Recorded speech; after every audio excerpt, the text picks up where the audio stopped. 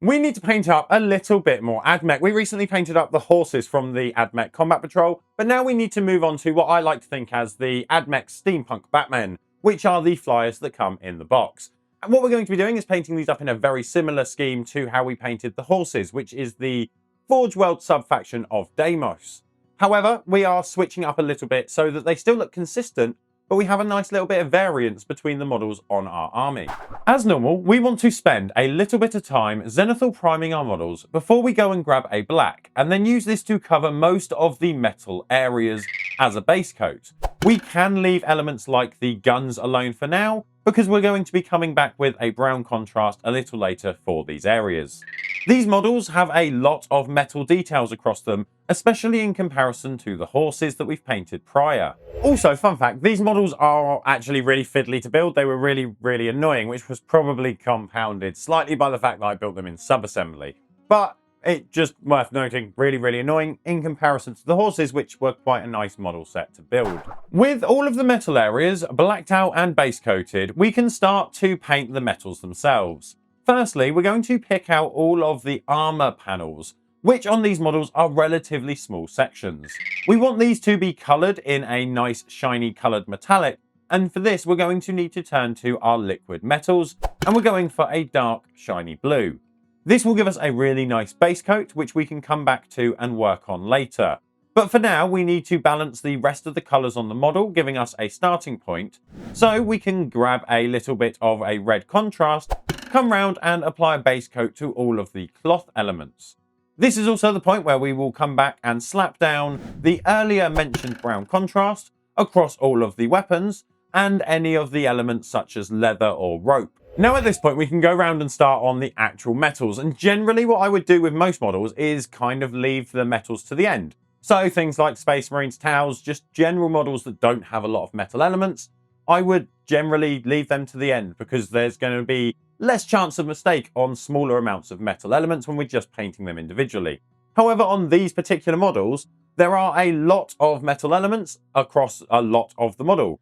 So at this particular moment, I'm thinking that what we need to do is go through and paint all of those individually, because it means that we can then carefully paint the rest of the items afterwards, cleaning up any mistakes we make with the metals along the way.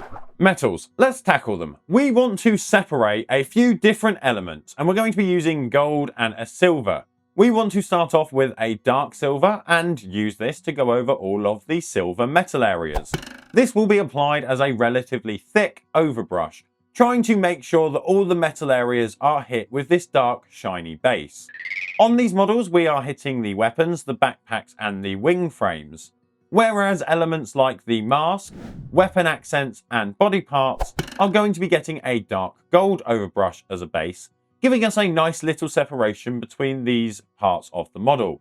Finally, all of the areas will be getting both a gold and a silver lighter overbrush or heavier dry brush, using a medium blue steel. This should essentially give us some really nice consistent light levels and shine across all of the models. But now we can move to painting the metals in earnest. Starting off with the armor panels, what we're going to need to do is grab our dark blue from earlier, as well as grabbing some light blue, and these are both metallics that we're going to be mixing to make our next stages of highlights. We are going to want to build this up over a few stages. First, with a mix of 50-50 of both colours, we can go round and apply a broad highlight, taking the blue armour and moving it into a light blue shine.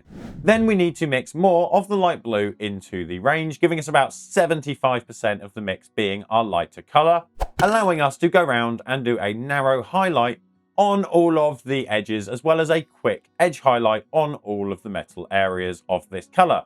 We then want to finish off the sections, which is nicely achieved with a thin application of a black wash, which will give us some nice recess shading and panel lining. While we have the black wash out, we can go around and do a nice application over all of the other metal areas. The arms, the legs, the weapons, everything can get a nice coat of this black wash, giving us some nice recess shading and panel line separation.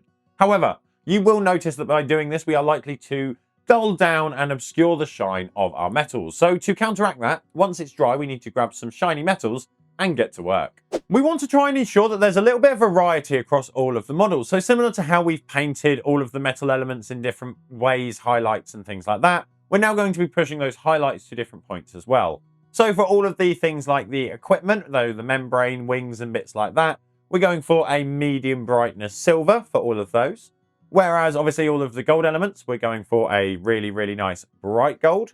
And then all of the things along the lines of the arms and the legs, which are all body components, those we're going for a really bright silver. And that should give us a nice bit of variation across the mass amount of metal elements on the model. Taking our light blue metal, we can carefully apply a combination of spot and edge highlights to all of the blue metal armor panels and the helmet. This will bring back that nice pop and shine. The same essentially takes place for all of the equipment. Taking our medium silver and going around and carefully applying a highlight using a combination of edge highlighting and dry brushing. Then we can finish off all of the limbs, and with this we're going to be using a light overbrush of a very bright silver, which is going to help to separate these from the other metal elements, which has been our goal all along. This will then wrap up with the final metal elements, which are going to be any of the gold areas. We're going to come in naturally with a brighter gold, and then do a thin edge highlight on all of the gold accents, giving us an overall nice shine on all of the metal areas. This nicely rounds off our metals. We are theming this on the Deimos sub-faction or sub-forge world, and they have a small set of colour schemes. They've essentially got a red, a bluish grey, and gold as the primary colours. Obviously, we're doing that here, and we're using gold in the armour and then building it up to a lighter accenty silver. So, if we're going for blue armour on the main part of the model, that means obviously we needed to do red on the rest of the leathers so that we get a separation between our blue and our red. That also has the good advantage of meaning the next layer of separation is actually the wings on the model. So we can paint the wings in a pale blue fabric, the same as what we painted the horse's armor fabric in on the other scheme, which will tie them in really nicely. And also to me makes a lot of sense that the units that are coming from the sky would have the largest part that is most visible similar color to the sky, because then they're less likely to be seen and they can cause a lot more damage. But that's just my thinking, and it gives us a nicer area if we want to do freehand or some sort of decals. They'll go nicer over a lighter surface. There are a few ways we could paint the various elements on the model. For things like the wings, I want to try a bit later on a technique where we're going to be essentially receding in the highlight path, similar to how we would highlight certain other things, in order to try and make the center of the wing membrane the lightest point. My thinking being that with the membrane spread out over the wings, the center is where the most amount of light is going to hit, so that's going to be the brightest and the element showing the most color. So my hope is by building these transition lines up, we're going to get a really nice tabletop standard, and it's going to look punchy. But before we get to that, let's paint up all of the reds. We initially base coated all of the clothing elements in a red contrast. So what we need to do now is take that red contrast and mix in a small amount of a bright red paint, which will essentially give us a thinned, lighter version of our base coat that we used on the model. We can then use this new mix to broadly highlight all of the clothing, picking out all of the main flat areas, along with any of the sharp folded edges. Once the areas have a nice bright overall red tone, what we can do is come in and highlight the sharper elements. What we're going to do is add a little bit of an orange red to our previous mix, and then this can be used to spot highlight the larger areas like the knee, but also to edge highlight and catch any of the folds and ridges on the fabrics across areas like the legs, the arms, and the chest. Now, we have the wings, and as I mentioned earlier, we are going to start to build up brightness in the center of the membrane. But for this, we need to take a mix of a dark gray and our highlight color, which is going to be a pale blue. We want to mix this together to make a dark base coat, which we can then apply over all of the wing membranes. Then what we want to do is start highlighting.